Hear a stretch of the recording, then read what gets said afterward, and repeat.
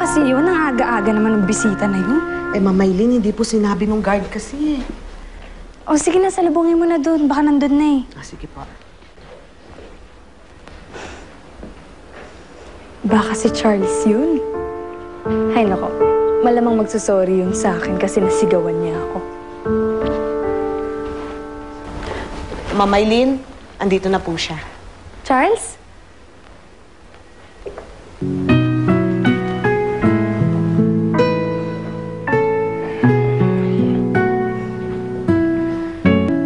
Anong ginagawa mo dito? Nagbabaka sakali kasi ako na... ilang araw din kasi ako hindi nagpakita sa'yo eh. Baka kasi nagbago yung isip mo eh. Yung sagot mo sa akin baka mabago.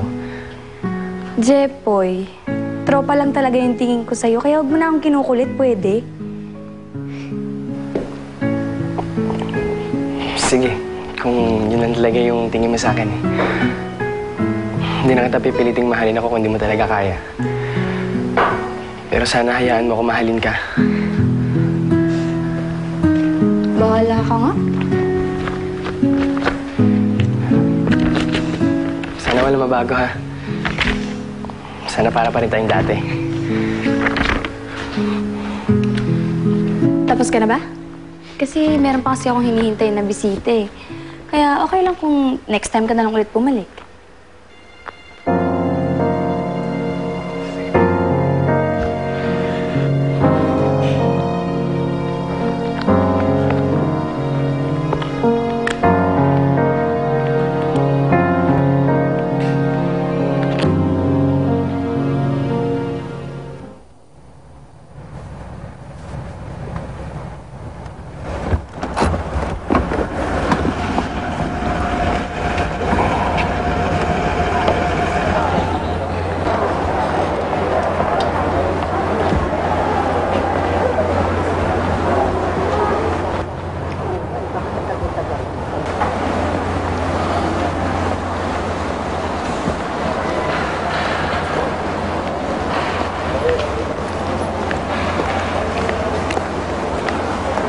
Hindi na ka ba tahimik, Lilian? May problema ka? Naisip ko lang yung sinabi mo kay Dr. Katrina kanina. Naisip mo ba yung nararamdaman ko para sa'yo?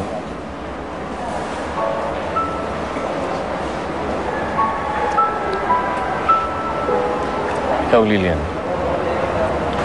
Wala ka ba nararamdaman para sa akin?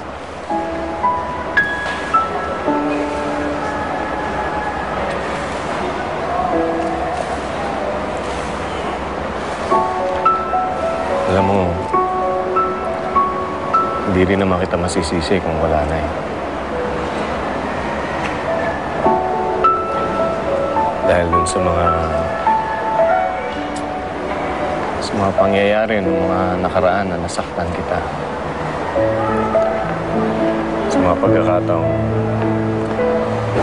mas pinakinggan ko yung mga sinabi sa'yo ni Amanda. Pagkakataong pinakinggan ko siya kaysa sa'yo.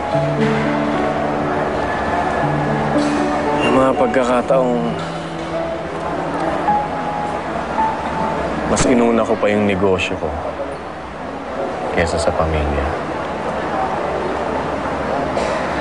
At yung mga pagkakataong hindi ko na iparamdam sa'yo kung gaano ka kahalaga para sa akin.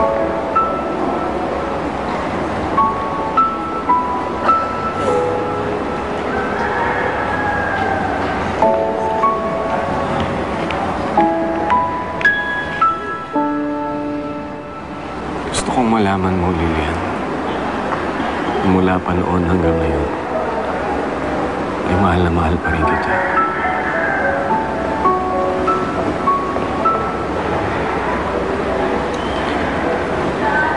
Hindi naman nagbago ang nararamdaman ko para sa'yo hanggang ngayon.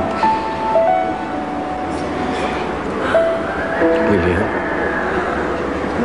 wala naman nagbago sa mga nararamdaman ko para sa'yo. Pero Ferdinand, natatakot ako. Paano kung mangyari ulit yung nangyari magkaroon na naman tayo ng problema tapos hindi naman kami mapapanindigan ng anak mo. Lilian,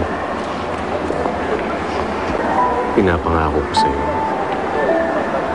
hindi na kita sasaktan ulit.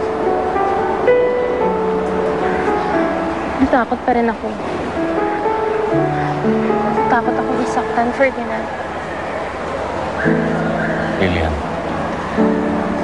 paano natin malalaman kung hindi natin susubukan?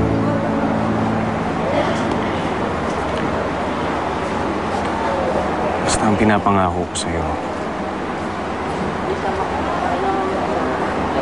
mamahalin kita hanggang sa aking huling hininga. At hindi na kita muling sasaktan pa.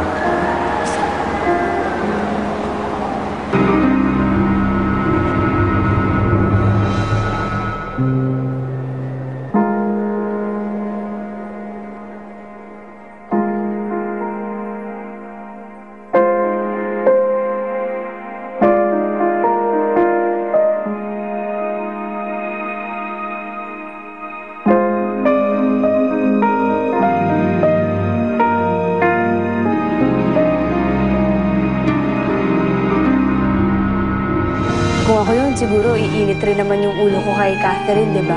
Minsan nga, nakakasama ng loob si Catherine eh. Kaya nga, deadmahin mo na lang eh. Total naman, meron ka pa namang ibang tropa. Gaya ko. Maraming salamat, Lilian, sa mga pag-iintindi mo sa akin sa kabila ng mga pagkukulang ko sa'yo. Kasi ang tropa, kahati mo sa problema, kahati mo sa saya, kaya magaan yung buhay. Charles, sana mapatawad mo ako sa ginawa kong paglayo sa'yo. Ang ganda naman ng mga flowers na yan, Ferdinand. Para kay Lilian to. Ferdinand, bumabalik na ba yung pagtingin mo dun sa Lilian na yan? Sana matuwa si Sir Charles pag nakita niya ako. Kulang naman tong walang bilib sa akin eh. Ngayon, meron na. Kung lagpas pa kaya sa tropa, subukan lang naman natin. Malay mo, click pala tayo.